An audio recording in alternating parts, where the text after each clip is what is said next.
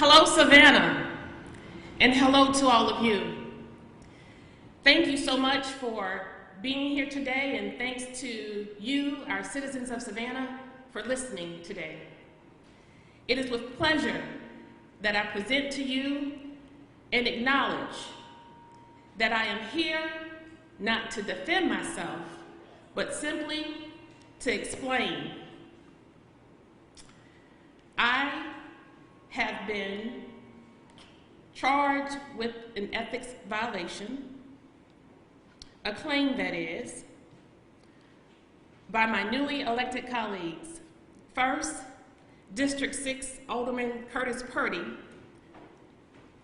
and just yesterday, before 5 p.m., by Nick Palumbo, Alderman Linda Wilder-Bryan, and Alderman Dietrich Leggett. I want to first acknowledge, by way of the Georgia State Statute 50-14-1A2, the law defines our executive session as a portion of a meeting lawfully closed to the public. Statute OCGA 50-14-1E2C states where issues subject to the attorney-client privilege are discussed, the minutes must reflect that an attorney-client discussion occurred and its subject matter must be identified. However, the substance of the discussion need not be recorded and must not be identified in the minutes. Therefore, as an elected official of the City of Savannah and the State of Georgia, I am duly bound by the aforementioned and am inclined not to discuss any business, subjects, discussion, or decisions made or introduced in the August 26th executive session of the City Council of the City of Savannah. Further, I would like to acknowledge that at 7:43 a.m. today, I received the following message from the City Attorney, Bates Lovett, which read, "The board has dismissed both ethical complaints against you."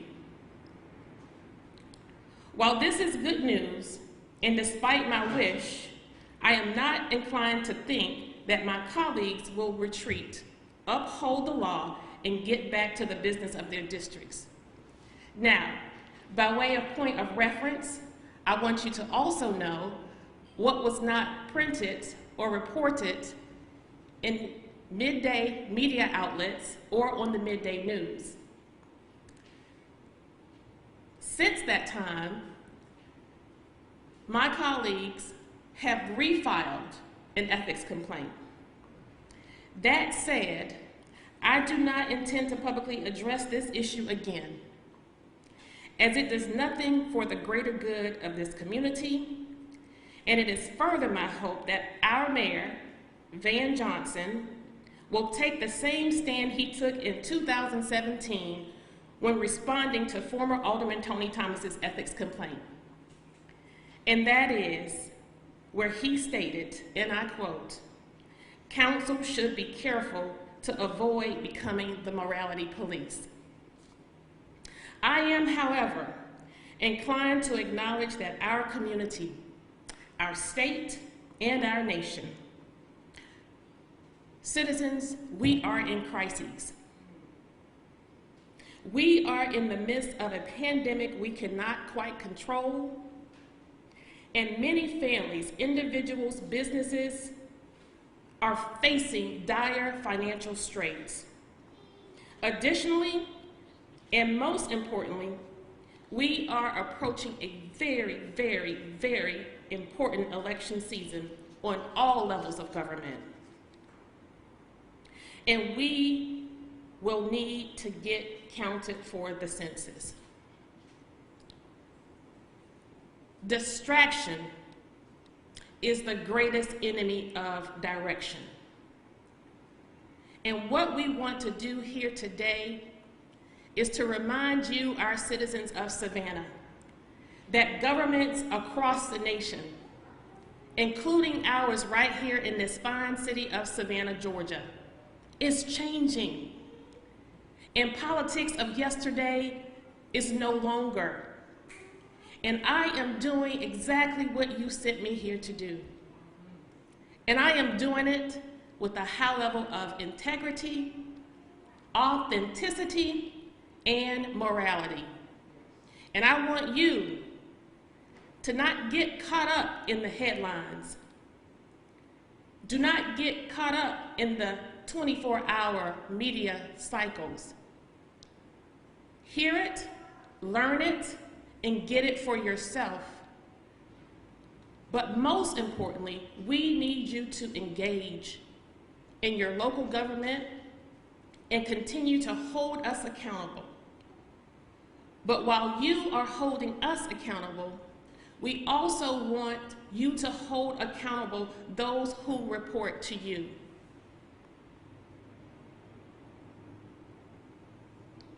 Savannah and her surrounding sister communities, we are grossly underrepresented. And I can't impress enough the importance of participating in this upcoming census. Further, a more recent intent to distract you is from the debacle with the CARES Act for our business communities. Most recently exposed was the fact that there was no balance and fairness in that allocation process where resources were concerned. More money now has been released to help our local businesses, and funds are still available to help citizens facing evictions. This should be our focus. This is where your attention should be. This is worthy of a headline. This is worthy of a 24-hour news cycle. This is where the core care of community is defined, and this is where it starts. When I decided to run for Alderman at Large, post 1 for the city of Savannah, I knew what set me apart from the incumbent in that current administration. I knew that Savannah citizens deserve more. You see, I am a 25-year executive who has invested years into this community.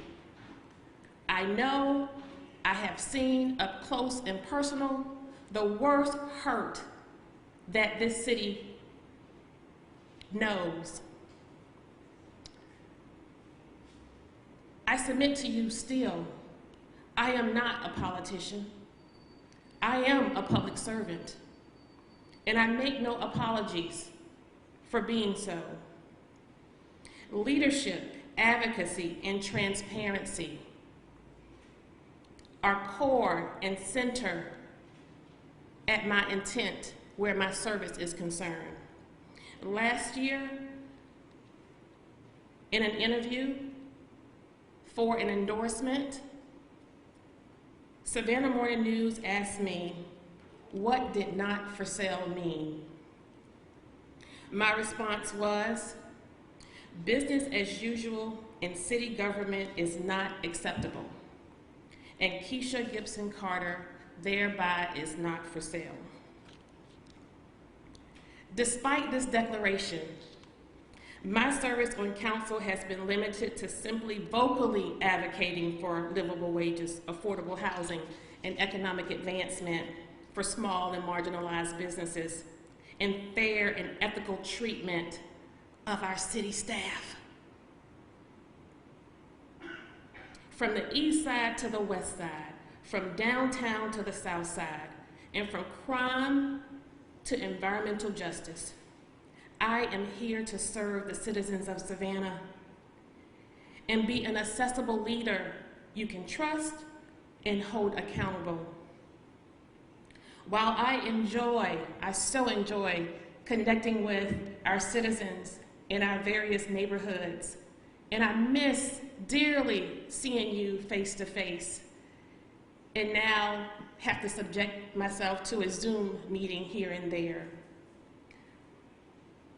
While I enjoy connecting and helping you to tackle your neighborhood issues related to crime, infrastructure, and service issues, my most effective work can best be done through policy change that will provide for structural changes to help us move the needle. Unfortunately, and due to some political maneuvering I have never seen before, I am unable to work in this manner, of which thousands of local representatives every day across the nation work to present, to propose, and to promote legislation. I am still not a politician, I am a public servant. And playing political games with the lives of our citizens is no laughing matter. I have nothing to be happy about on City Council. And the business of our citizens simply cannot wait. No longer can we take a back seat to legacy contracts. No longer can we take a back seat to brick and mortar projects. No longer can we take a back seat to nepotism and cronyism. We must demand better. If we are investing millions in brick and mortar projects, surely we can allow something for our citizens of this great city. Simply, the winners can no longer take all.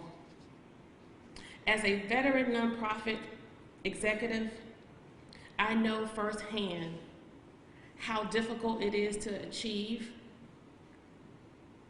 within business and government, and I know now how difficult it is for government to change.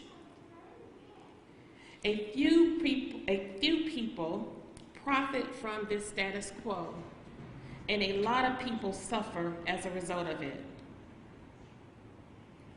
As a result of everything I have said and done during my time on council, one thing for sure has been consistent. My fight has been for a better Savannah. I signed up and I pledged to work to give Savannah a heartbeat. And that's what I will continue to do.